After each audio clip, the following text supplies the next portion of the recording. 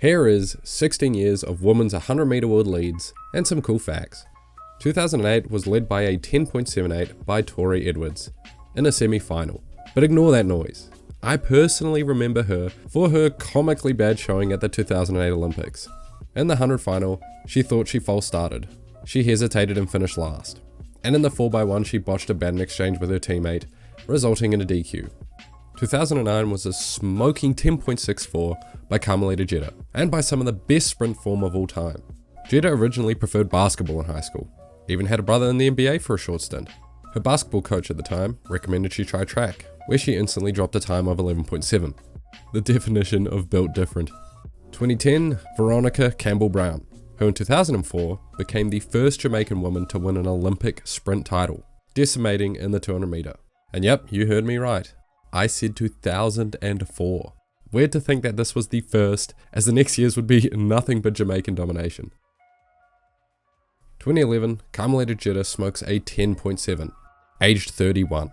At this point in career, she was facing a lot of suspicion, running fast times in the tail end of her career, and the fact she was jacked as hell. Honestly, she was setting the blueprint for the next generation of female sprinters.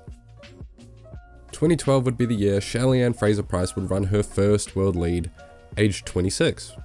This same year, she would win her second individual Olympic gold in the 100 meter, making her the third woman in history to defend her 100 meter Olympic title.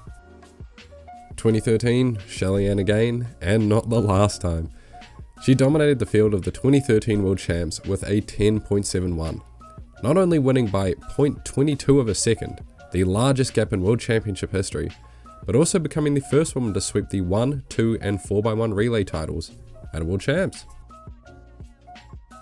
2014, Tori Bowie with a 10.8, an amazing multi-event athlete, a 10.78 100 meter PB, 21.77 in the 200, 6.91 in the long jump, and a 13.09 triple jump. Tragic she passed so young, last year, aged 32. 2015, another year, another 10.7 for Fraser-Pryce. And funnily enough, this is the year where she won her third 100 meter world championship title in a row. The only woman in history to do it, and in a time of 10.76. And in the interview after, she claimed she was getting tired of running 10.7s. She wanted that 10.6.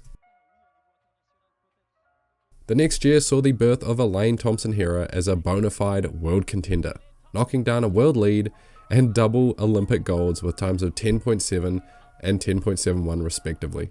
Only 2 seasons prior, her personal best was 11.17. That's a 0.47 improvement. 2017, we see Thompson-Herah again.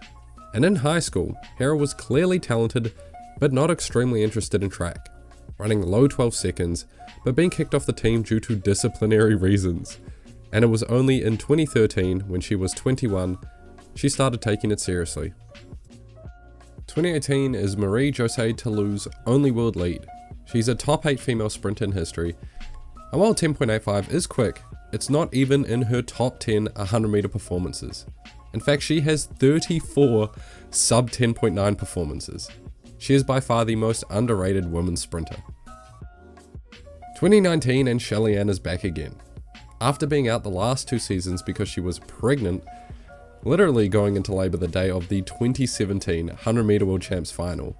So of course she has to come back in 2019 to drop 10.71 at the world champs to win the title. Unbelievable.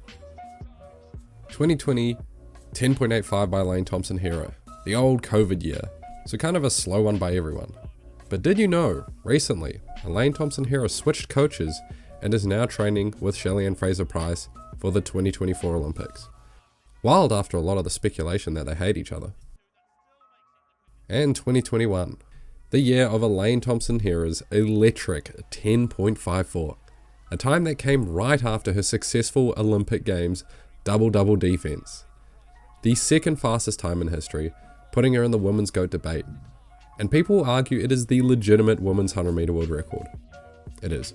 And then the year after, Shelly-Ann Fraser-Pryce comes back, an entire decade after her first world lead, to run 10.62 at age 34. This being her fastest world lead so far to win her 5th world champs title. Also, her nickname is the Mummy Rocket, and she goddamn loves it.